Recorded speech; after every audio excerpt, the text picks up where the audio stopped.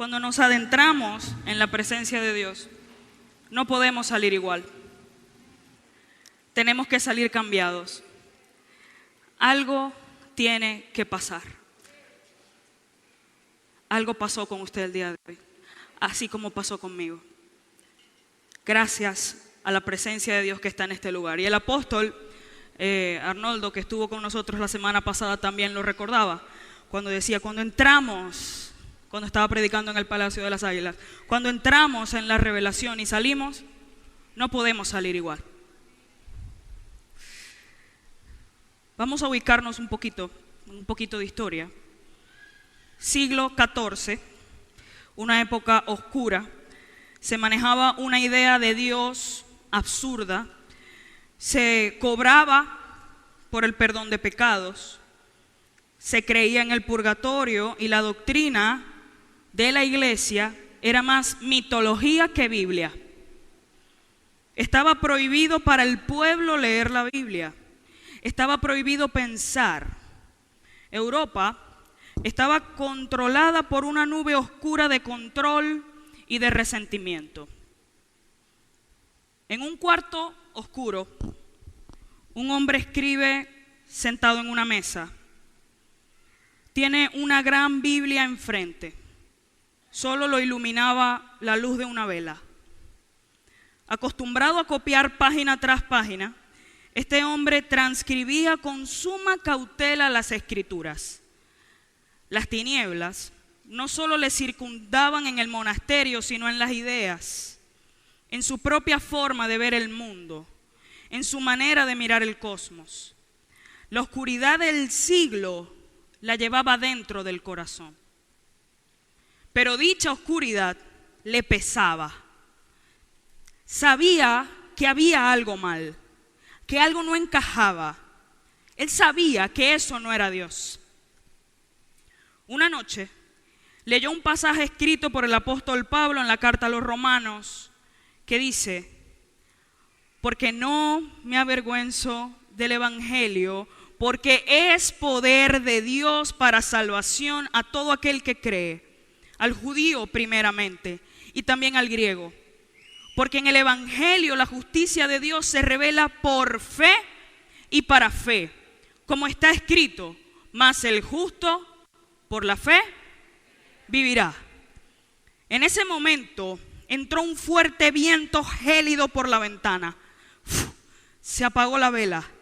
Este hombre, pasmado por la lectura que acababa de tener, oprime la pluma de tinta contra la madera de la mesa y deja fluir su enojo, exclamando: es por la fe, es por la fe. Y comenzó a llorar de arrepentimiento por el engaño que venía montando la iglesia desde hacía siglos. Nuestro personaje variaba entre revelación, disgusto, iluminación, frustración. Reanudó su escritura en una nueva hoja y a oscuras, pero iluminado por dentro, escribía intensamente: es por la fe. Su enojo siguió creciendo, pero también su convicción. Según la tradición, el 31 de octubre de 1517 fueron clavadas 95 tesis en la puerta de la iglesia del Palacio de Wittenberg, Alemania. Al cabo de 2 semanas, se habían difundido estos escritos por toda Alemania y pasados 2 meses por toda Europa. Así nació la Reforma Protestante. Así alumbró Cristo a un solo hombre llamado Martín Lutero y cambió la historia de la iglesia para siempre. Después de siglos de oscuridad, Lutero fue alumbrado y cambió el curso de lo que se conocía hasta el momento como cristianismo, echando las bases de lo que hasta hoy conocemos de nuestra fe. La luz de Cristo en él volteó la página para siempre. Las tinieblas se disiparon en un continente, en un paradigma, en toda una estructura fuerte, solo por la luz de un hombre incómodo, la luz en un hombre incómodo y dispuesto. Dios ha estado despertando e iluminando a lo largo de los siglos. El Señor puede llevar a un monje alemán a la revelación. El Señor puede llevar a un ateo fulminante como C.S. Lewis, escritor de las Crónicas de Narnia, a ser uno de los apologistas, es decir, defensores de la fe más importantes del siglo XX. El Señor puede llevar a un hombre como Saulo de Tarso a ser el apóstol de los gentiles, solo por su gracia, solo porque los iluminó Cristo. Por principio, la luz pone todo en manifiesto, incluso a nosotros. Hoy nos iluminará Cristo. Vamos a ver qué dice nuestro texto base, que está en Efesios capítulo 5, versículo 14. Y leen conmigo, por lo cual dice,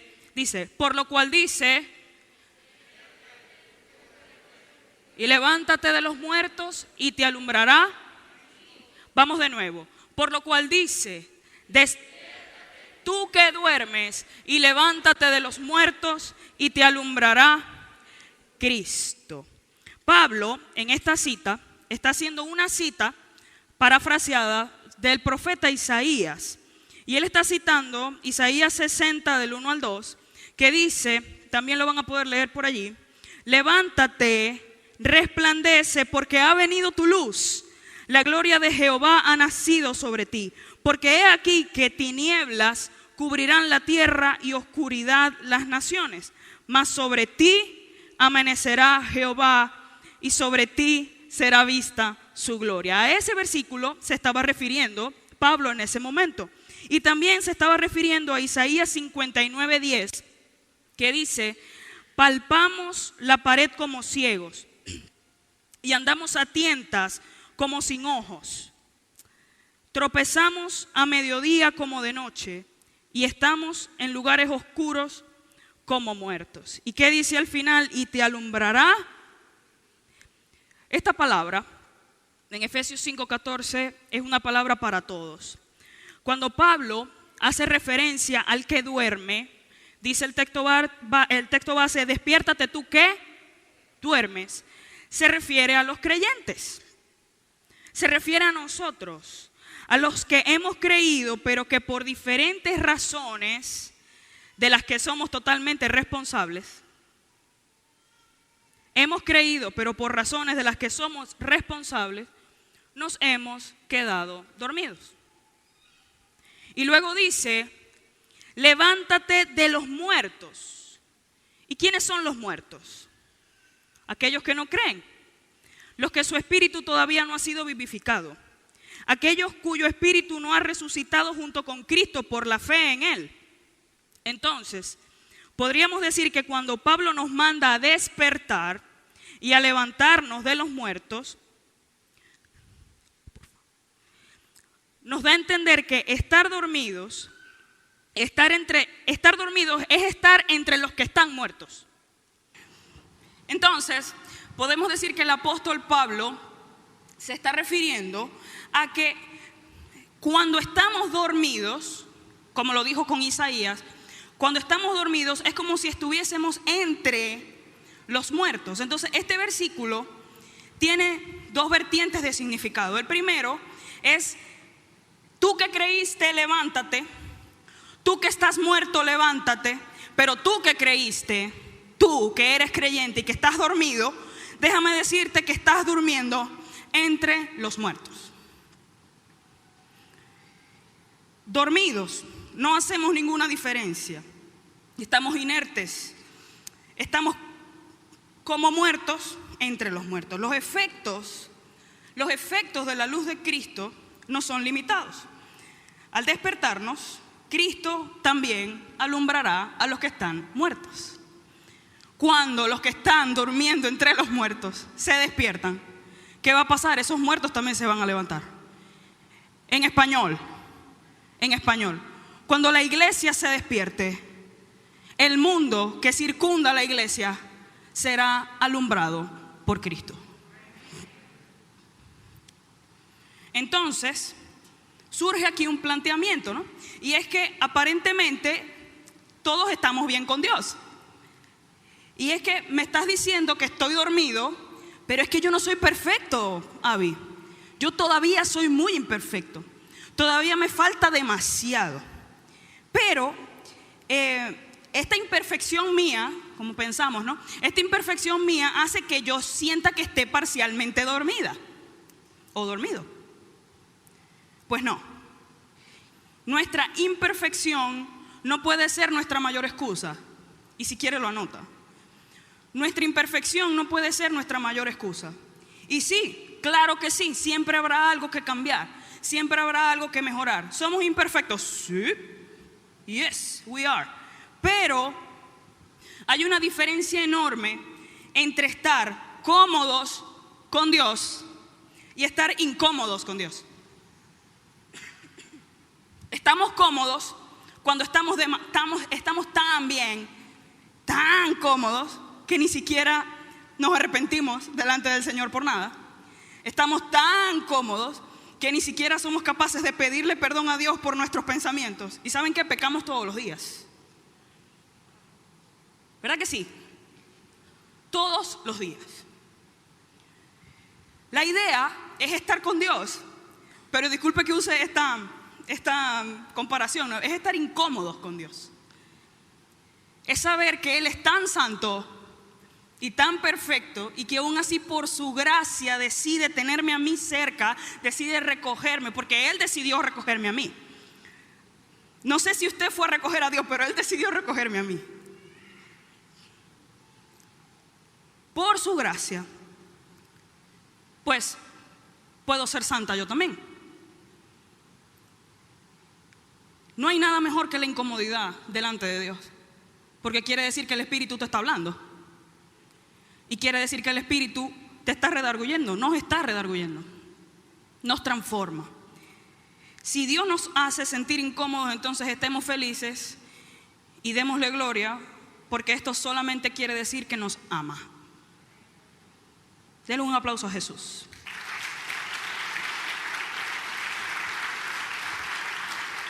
El Señor nos ama y por eso nos incomoda. Ahora bien, les voy a hacer una pregunta y es: ¿cómo sé que estoy dormido? ¿Cómo sé que estoy durmiendo entre los muertos? Aparte, debe oler bastante mal, ¿no? Dormir entre los muertos. Y voy a hablar sobre unos indicadores. Voy a darles indicadores sobre cómo saber que estamos tomando una siesta. Que nos pusieron una canción de cuna y nos quedamos dormidos. Y el primer indicador es la idolatría. La idolatría, el egoísmo, y podría decir, no sé si esto lo puedo decir, pero es la egolatría. La dirección de nuestros pensamientos, hacia dónde se dirigen nuestros pensamientos, nos delata. ¿Para dónde van tus pensamientos? Para allá. Eso es lo que estás amando, eso es lo que estás persiguiendo, eso es lo que estás idolatrando. En nuestra mente podemos estar cautivos, no solamente en pecados de idolatría, sino estar cautivos de un profundo egoísmo. Lo peor de la enfermedad del egoísmo es que al final terminamos quitándole la razón a Dios, porque somos nosotros los que tenemos la razón. El mundo gira en torno a nosotros mismos y en torno a nuestro propio dolor. En estos casos se nos hace muy fácil poner nuestro dolor por encima del sacrificio de la cruz. Porque lo que ocurrió en la cruz del Calvario es la respuesta a nuestro dolor. Entonces albergamos dolor en nuestro ser, en nuestra alma, y no pensamos en el sacrificio de la cruz, que es la respuesta al dolor de la humanidad, sino que decimos: el dolor mío es más grande. Eso es egoísmo. El creerme el incomprendido por Dios es egoísmo. Mira la cruz. Miremos a la cruz. El egoísmo y el orgullo son hermanos, primo hermanos son. Operan juntos y vienen para aniquilar nuestra fe, nuestro ánimo y nuestra confianza en el Señor. O sea que cuando tenemos una crisis de fe, cuando tenemos crisis de desánimo y cuando la confianza en Dios empieza a bajar, pilas que puede haber orgullo y puede haber egoísmo por allí. Pilas con esas raíces en el alma. El siguiente indicador de cómo sé que estoy dormido es cuando andamos a medias tintas. ¿Somos hijos de Dios o no? Tenemos que ser sensatos con nosotros mismos. Es la idea. Nosotros estamos plenamente conscientes de nuestro andar. Nosotros y Dios somos los que sabemos dónde está nuestro corazón. Eso no lo va a saber ni tu líder de discipulado, ni tu pastor. Eso somos nosotros con Dios. Andar a medias tintas significa ser medio cristiano.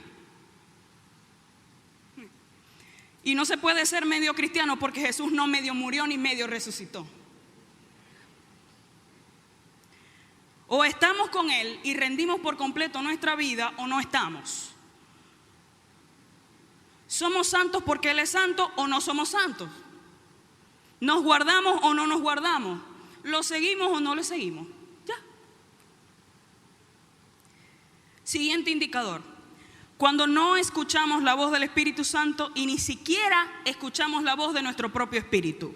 Vámonos a pensar en este momento, en el momento en el que fuimos salvos. Vámonos a nuestra salvación. Sabemos que Él nos llamó de antemano y lo que hizo fue atraernos a Él. No es que, yo decidí creer en Jesús. Te estaba llamando de antemano y fuiste. Eso está en Efesios 1. Ay, que tan bello yo que yo decidí ser cristiano. Ajá. Debe ser que no estabas predestinado desde antes de la fundación del mundo. Estuvimos. Y le doy gloria a Dios por eso, porque el Señor me libró a mí, por lo menos a mí, me libró de la muerte. Muchas veces.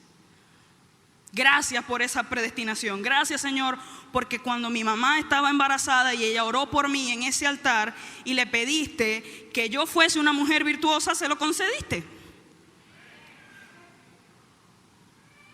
Que yo fuese una mujer tuya, se lo concediste. Gracias, Señor.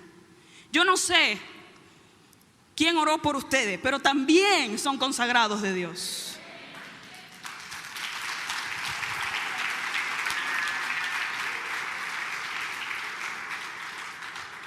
Vámonos al momento de la salvación. Una vez que nuestro espíritu se levanta de los muertos y reconoce quién es su Señor, es por medio del reconocimiento y por la fe que podemos reconocer a Cristo como Dios. Automáticamente nuestro espíritu se vivifica y comenzamos a aprender, diga aprender. Comenzamos a aprender directamente del Espíritu Santo. ¿Quiénes somos? ¿Hacia dónde vamos? ¿Cuál es nuestra naturaleza? Si el Espíritu Santo no nos revela la palabra, no podemos aprender. Cuando no escuchamos a Dios y nuestro espíritu ni siquiera quiere escuchar al respecto, es una señal de que estamos dormidos entre los muertos. I must say that. Siguiente indicador. Cuando somos vulnerables al engaño. Sé que estoy dormido porque soy muy vulnerable al engaño. Seguimos luces falsas con facilidad. Nuestra fe se tambalea fácil. No estamos firmes sobre la roca, sino que somos como un viento, una flor que seca que se la lleva el viento para arriba y para abajo. Cuando nuestro espíritu está dormido, somos capaces de escuchar cualquier cosa, pero también somos capaces de creer cualquier cosa. Desde prestarle los oídos al diablo hasta prestarle los oídos a lobos disfrazados de oveja.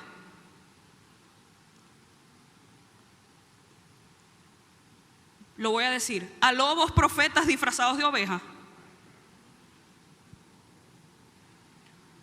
A lobos pastores disfrazados de ovejas. No todo viene de Dios, iglesia. No duermas, escucha. Están incómodos en la silla, ¿verdad? Qué bueno es estar incómodo. Desde creer desde las tentaciones del enemigo hasta falsas doctrinas. Caemos fácil. Somos una simple carnada. Estar dormidos nos hace presa fácil de la confusión y el engaño. Lo que más adelante puede convertirse, atención aquí, esto más adelante puede convertirse en ceguera espiritual y en algo que el apóstol Pablo llama cauterización de la conciencia. Es decir, que pasamos a no tener discernimiento y a que nada nos importe. Jesús está, como la adoración, Jesús está pasando por aquí y está haciendo milagros de sanidad. El de conciencia cauterizada hace, I don't care. Y cuando ha muerto nuestra conciencia, lo único que nos salva es la humildad. Es la humildad. El llevar estas rodillas al piso y decir, Señor, reconozco. Siguiente indicador de que estamos dormidos. Cuando perdemos de vista el propósito de Dios, que al fin y al cabo es el propósito de nuestra vida. Cuando pasamos a ser hijos de Dios, automáticamente firmamos la carta de renuncia a nuestros propios deseos. ¿Cuántos firmaron? Somos hijos de Dios, todos firmamos. Y ese mismo día, la lucha, la batalla campal entre la carne y el espíritu comienza. Perder el propósito es mirar atrás, es retractarnos, es anhelar las cebollas de Egipto, como en el Éxodo. Estaban anhelando las cebollas de Egipto. ¿Por qué? Porque sabían bien. Y es que el pecado no va a saber mal. La cautividad no va a saber mal. Pero anhelar las cebollas de Egipto es indicador de muerte. Quien pone la mano en el arado y mira hacia atrás, ¿qué dijo Jesús? No es digno del reino. Lo que menos queremos hoy en nuestra vida es llegar a un estado de caídos de la gracia otra vez. Ya de ahí venimos. Por cuanto todos pecaron, todos fueron destituidos de la gloria de Dios. Pero por la fe en el Hijo del Hombre, ¿fuimos qué? Adoptados, fuimos rescatados. Pero ¿saben qué? Nos podemos volver a caer. Siguiente indicador. Por la práctica del pecado. Sabemos que estamos dormidos porque practicamos el pecado. El pecado nos aparta de Dios y trae muerte. Amados hermanos, esto lo hablaba yo con mi hermana adorada, porque escribir esta prédica fue un... y ella me decía algo demasiado interesante, como siempre, y es que uno puede morir lentamente. No es que pequé hoy y me morí mañana. Es que el pecado te va matando lentamente. La práctica del pecado te va mutilando, te va anulando la conciencia, te va entenebreciendo el pensamiento, hasta que crees, estás tan engañado o estamos tan engañados que creemos que no podemos salir de ahí. Eso es lo que hace el pecado. Esto no ocurre de la noche a la mañana, no es un absoluto tampoco. Podemos ir muriendo mientras vamos pecando a conciencia y mientras la falta de arrepentimiento nos canta las canciones de cuna.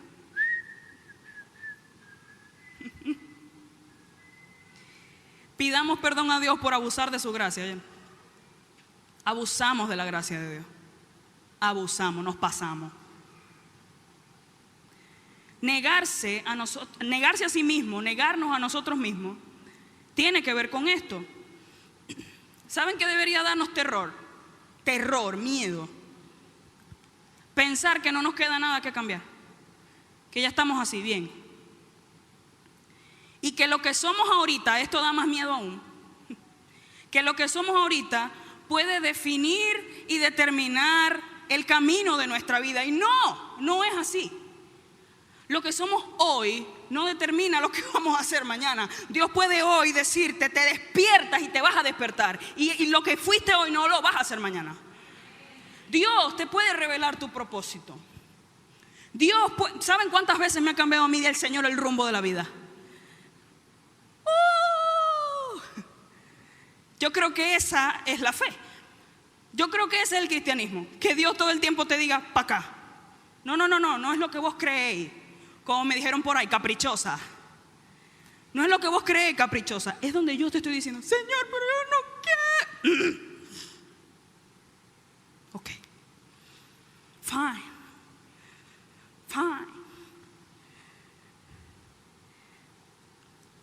Dios es un Dios de imposible. Y esto me hace recordar, este punto me hace recordar lo que pasó con la mujer adúltera. Este es un episodio que está predicado y requete predicado. Pero esta mujer, ¿qué pasó? Fue encontrada en un acto de adulterio. La sacaron en medio de la calle y la iban ¿a qué? A apedrear. Pero la iban a apedrear ¿para qué? Para matarla. Para matarla. Jesús dijo, el que esté libre de pecado, que tire la primera piedra. Todos agarraron las piedras, las guardaron. Imagínense que alguien hubiese tirado la piedra. Yo estoy libre de pecado. Está ahí depravado, chico. Y Jesús le dice, tranquila, mija, te salvé esta vez. Y le dice algo clave, le dice, vete y no peques más. La pregunta es, ¿Jesús le cambió el curso de la vida a esa persona? ¿Y cómo venía esa persona? Deshecha, llena de pecado hasta aquí, completamente impura. Estaba muerta en vida. Y Jesús le dice, vete y no peques más. Ahora vamos con la segunda pregunta. Y es que ya sabemos, ¿cómo sabemos que estamos dormidos? ¿Estamos aquí? Ahora es, ¿cómo me despierto? ¿Cómo puedo despertar? Primer punto, ¿cómo me despierto? Amando la incomodidad. Diga, amo estar incómodo. Hay un cuento, cuando escribí esto me acordé de un cuento de hadas que se llama La princesa y el guisante. No sé cuántos saben cuál es ese cuento, pero el asunto es que para saber, una reina necesitaba saber si la princesa que se iba a casar con su hijo soltero y guapo era de sangre real. Ella tenía que dormir sobre unos colchones, pero iba a poner un guisante debajo del colchón, porque la realeza no puede dormir con nada, o sea, no puede haber nada diferente al colchón debajo. Entonces, no iba, la mujer de sangre real no iba a poder dormir ni siquiera con un guisante debajo del colchón. Cuando muchas mujeres pasaron por el palacio y todas durmieron como unas reinas. Sí, ya me voy a casar con el príncipe. Y la princesa, no eres de sangre real. Y una noche llega una chama, una muchacha, toda mojada, fea, al palacio. Y era así como un indigente, pues. Llegó al palacio buscando ayuda. Y la reina, astuta, dijo, ya esta también la voy a poner a dormir ahí, porque con el leche un baño tengo. Entonces acostó a la muchacha y dejó el guisante. Y esta muchacha no pudo dormir en toda la noche. Quiere decir que era de sangre real. Y esta princesa se casó con el príncipe. Nosotros somos de sangre real. Que los guisantes debajo del colchón no nos dejen dormir. Que las molestias, que lo que nos sobra, no nos deje dormir hasta que Dios se lo lleve. Hasta que Dios disipe las cargas. Dejemos que el Espíritu Santo trabaje en nosotros. A veces somos muy duros, lo digo por mí misma, yo soy muy cabeza dura. Demasiado. Entonces tiene el Espíritu Santo que pegarme un grito para que yo diga, eras vos. Dejemos que el Espíritu Santo trabaje. Esto puede ser muy doloroso, mucho, demasiado. Sobre todo cuando el Señor nos reprende y nos hace ver todo lo que por mucho tiempo hemos estado ignorando, por lo que por mucho tiempo hemos estado distrayendo. pero no hay nada mejor que sea Él quien nos limpie y nos libre de cargas. ¿Cómo me despierto? Siguiente respuesta dice, nos despertamos por medio del arrepentimiento. Esto ya lo dije. El arrepentimiento no es ocasional, es todos los días. Seguro que les dice amén, porque ella me enseñó esto. El arrepentimiento no es de 1000 en 100 cuando me acuerdo de que me tengo que arrepentir, es diario. Pidamos al Espíritu Santo que limpie nuestra conciencia para que podamos arrepentirnos delante de Dios de forma genuina. Cuando no nos arrepentimos a diario delante de Dios, nuestra voluntad se va endureciendo, nuestro corazón se va petrificando hasta que creemos que somos los mayores merecedores del perdón. Y por eso no lo pedimos. En la medida que la humildad decrece, y hablo de la humildad y la humillación delante de Dios, de esa es que estoy hablando, crece el orgullo. Menos humillación, más orgullo. Y a más orgullo Dios hace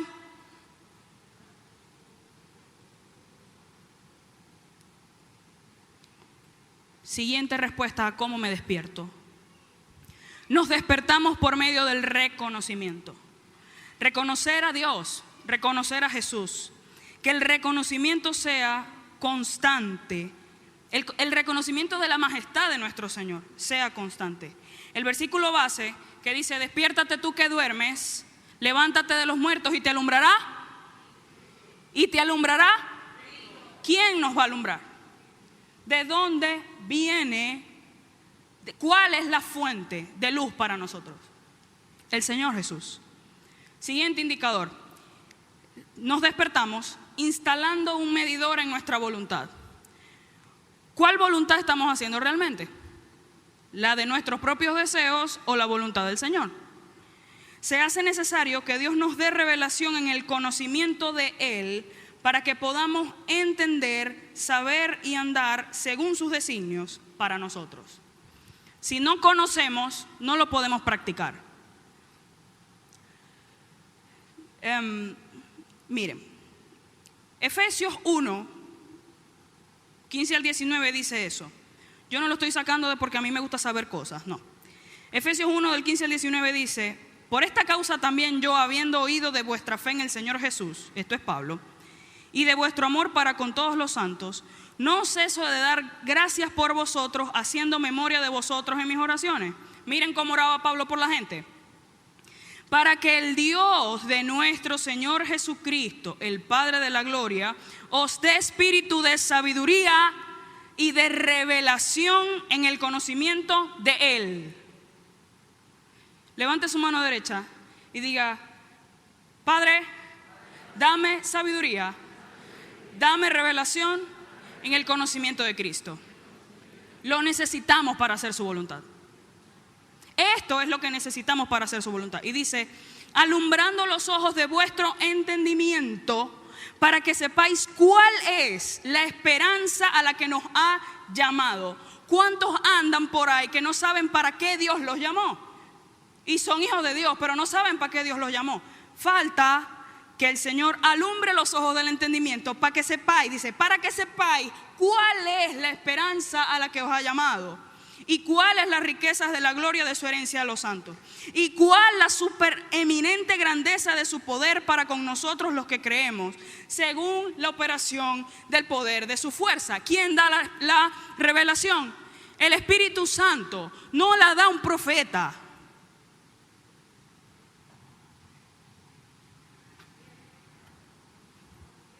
No espere que nosotros, sus pastores, le demos la revelación de cuál es la esperanza a la que los ha llamado Cristo.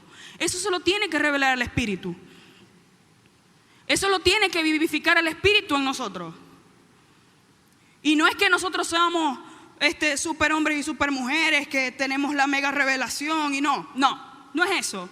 Es gracia.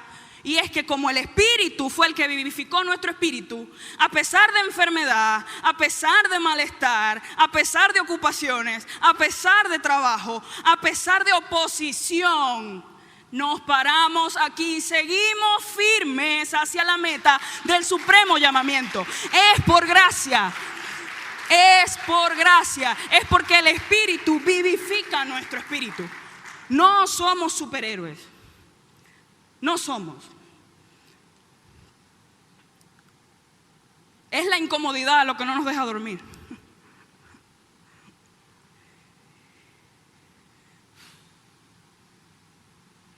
Para hacer la voluntad de Dios necesitamos tener revelación.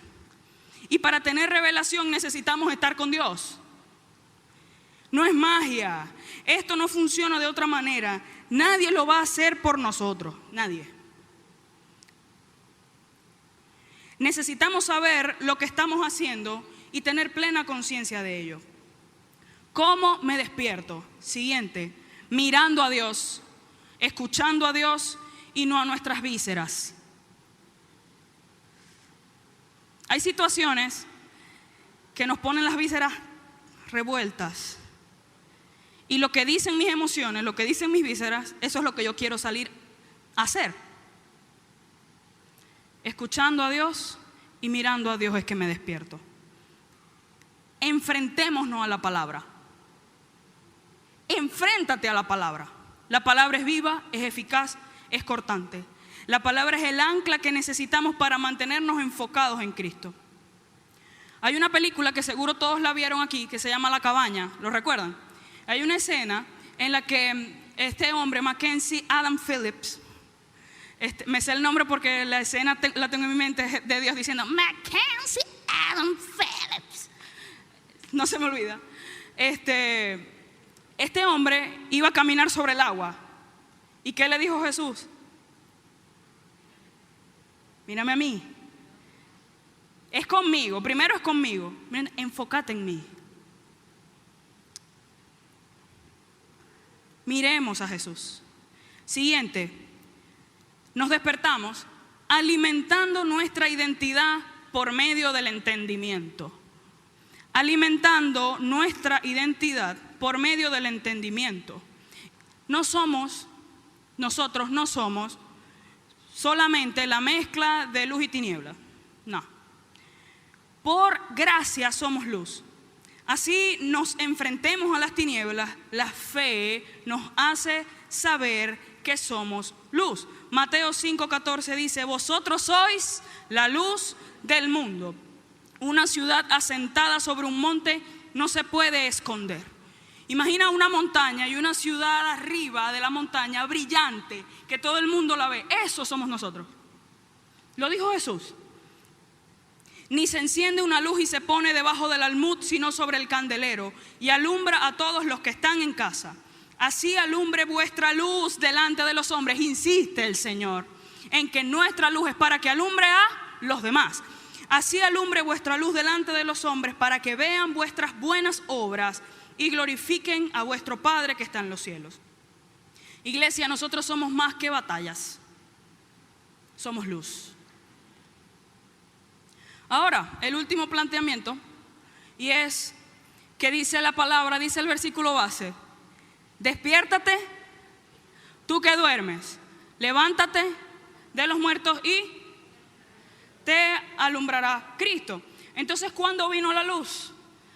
La luz vino antes, durante el proceso, después.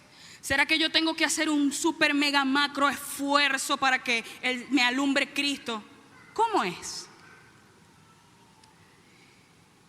¿Cuándo vino la luz? Miremos cómo lo explica el apóstol Juan. Dice Juan, primera carta de Juan, capítulo 2. Dice el versículo 8: sin embargo, os escribo un mandamiento nuevo, que es verdadero en él y en vosotros. Porque las tinieblas van pasando y la luz verdadera ya alumbra. Jesús es desde el principio. Por su gracia, no solamente somos alumbrados, sino que somos dirigidos hacia la luz. O sea, no es que yo voy a tener la voluntad de despertarme así de la nada. No, es el Señor que te está llamando. Es el Señor que nos está llamando. Efesios 1, del 3 al 4 dice: bendito sea el Dios y Padre de nuestro Señor Jesucristo, que nos bendijo con toda bendición espiritual en los lugares celestiales en Cristo, según nos escogió. Diga, soy escogido. en Él antes de la fundación del mundo para que fuésemos santos y sin mancha delante de Él. Efesios 1:5 dice, en amor, es la continuación, habiéndonos predestinado para ser adoptados hijos suyos por medio de Jesucristo, según el puro afecto de su voluntad. Entonces, la luz ha sido siempre. Jesús es desde el principio. ¿Y saben qué? Le dio la gana y le pareció genial llamarnos. Esa es la gracia. Ahora, ¿luz para qué? Efesios 2, del 4 al 7 dice, pero Dios, que es rico en misericordia, por su gran amor con que nos amó, aun estando nosotros muertos en pecado, nos dio vida juntamente con Cristo, y juntamente con Él nos resucitó, y asimismo nos hizo sentar en lugares celestiales con Cristo Jesús. Versículo 7, ¿para qué? Para mostrar en los siglos venideros las abundantes riquezas de su gracia en su bondad para con nosotros en Cristo Jesús. Y pensando en este versículo esta mañana, yo decía, Señor, qué limitada estoy. Qué limitada estoy cuando me levanto en la mañana y empiezo a orar y quiero que esta prédica impacte a la iglesia y que la iglesia de cierto modo tenga una reacción, qué sé yo, evangelística. Qué limitada estoy cuando tu palabra dice para mostrar en los siglos venideros. O sea que esta palabra no volverá vacía, sino que dentro de 100 años, 200 años, si la iglesia se ha despertado verdaderamente, habrá efectos de esta palabra. Cuando despertamos, hacemos historia, así como despertó Martín Lutero.